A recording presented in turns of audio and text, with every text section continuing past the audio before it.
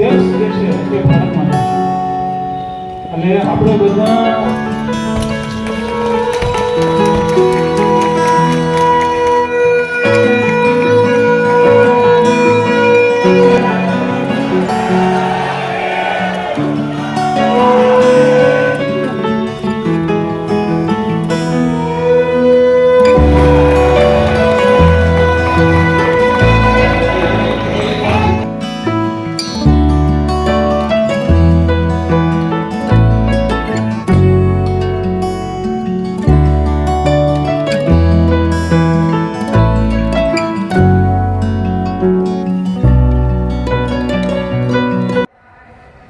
कि भारत का विभाजन मजहब के नाम पे हुआ था।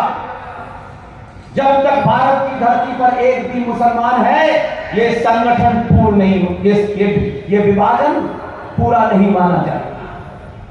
ये हिम्मत नहीं है। उन्होंने ही लिखा है कि ये जो भाईचारे की दुकान थी, ये इस्लाम के आपस में मानने वाले लोगों में है। इस्लाम से बाहर किसी को न भाई माना जाता है, न चारा माना जाता है। लेकिन हम झूठ बोले, इस कारण 2022 में ये भाईचारे के चलते आज तक आप ये समझ नहीं पाए कि इसमें भाई कौन है और चारा कौन है।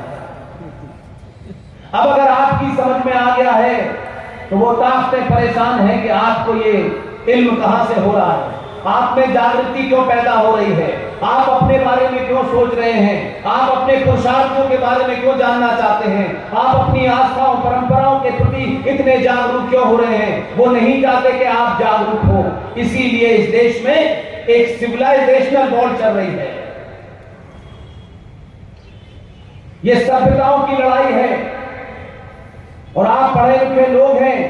आप अगर इन बातों को दूसरे तरफ से देखते, या आपके बीच में बहुत सारे ऐसे भी लोग थे जो इन बातों को कहते रहे, लेकिन आपने देखा नहीं। गुजरात के समाज के हजारों बच्चे अमेरिका में होंगे, ऑस्ट्रेलिया में होंगे, नीदरलैंड में होंगे, तब भी हमने शायद अपने बच्चों से जब बात नहीं की। इसका कारण है कि हमारे यहां प्रोग्रेस का मतलब समझा जाता है खूब पैसा कमाना और बच्चों को विदेश भेज देना, और भारत की धरती को जिहादियों के लिए खुली छोड़ देना।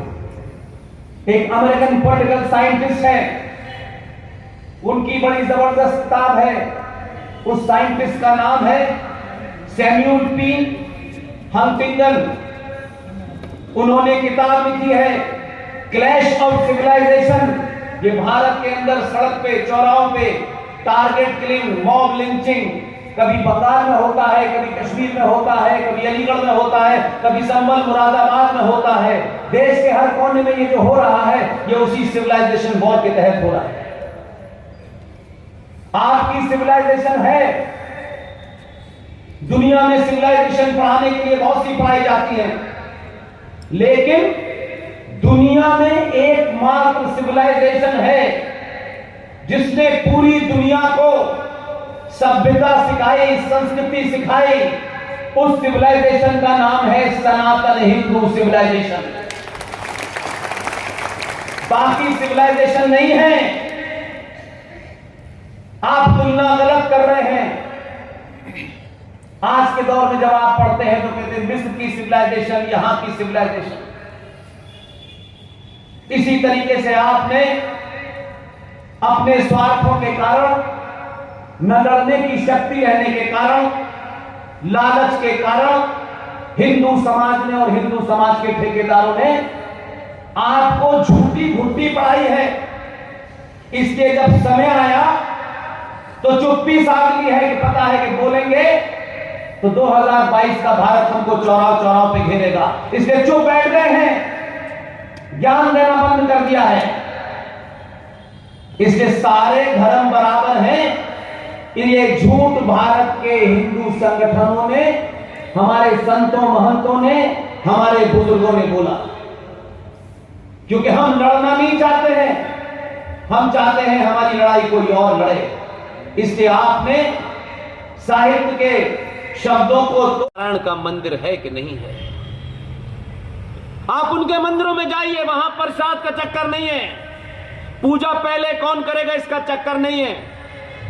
उसमें पढ़ने वाले बच्चों को देखिए, अच्छे अच्छे घरों से आते हैं। उस मंदिर के अंदर आज के आधुनिक गुरुकुल चल रहे हैं। ऐसे इन तमाम मंदिरों को, जो स्वामी नारायण संप्रदाय के मंदिर है, मैं उनको संप्रदाय इसलिए कह रहा हूं कि वो इसी से जाने जाते हैं। मैं नहीं जानता कि उनकी क्या जाति है, वो कौन लोग हैं। बड़े बड़े IITian, बड़े बड़े डॉक्टर वहां बैठ करके आने वाली जनरेशन को बारंग पढ़ाते हैं। आप सबकी जिम्मेदारी है कि आपने पैसा बहुत कमाया है, बड़ा रुपया कमाया है, उससे आप सुविधाएं खरीदें, लेकिन प्रण करें कि आपके शहर में अगर कोई दीवाना कुछ इस तरीके का काम कर रहा हो, रात के अंधेरे में जाइए, कहीं हमने बड़ा करोड़ों रुपया कमाया है। नारायण का मंदिर है कि नहीं है, आप उनके मंदिरों में जाइए, वहां प्रसाद का चक्कर नहीं है। पूजा पहले कौन करेगा इसका चक्कर नहीं है। उसमें पढ़ने वाले बच्चों को देखिए, अच्छे अच्छे घरों से आते हैं। उस मंदिर के अंदर आज के आधुनिक गुरुकुल चल रहे हैं। ऐसे इन तमाम मंदिरों को, जो स्वामी नारायण संप्रदाय के मंदिर है, मैं उनको संप्रदाय इसलिए कह रहा हूं कि वो इसी से जाने जाते हैं। मैं नहीं जानता कि उनकी क्या जाति है, वो कौन लोग हैं। बड़े बड़े IITian, बड़े बड़े डॉक्टर वहां बैठ करके आने वाली जनरेशन को बारंग पढ़ाते हैं। आप सबकी जिम्मेदारी है कि आपने पैसा बहुत कमाया है, बड़ा रुपया कमाया है, उससे आप सुविधाएं खरीदें, लेकिन प्रण करें कि आपके शहर में अगर कोई दीवाना कुछ इस तरीके का काम कर रहा हो, रात के अंधेरे में जाइए, कहीं हमने बड़ा करोड़ों रुपया कमाया है।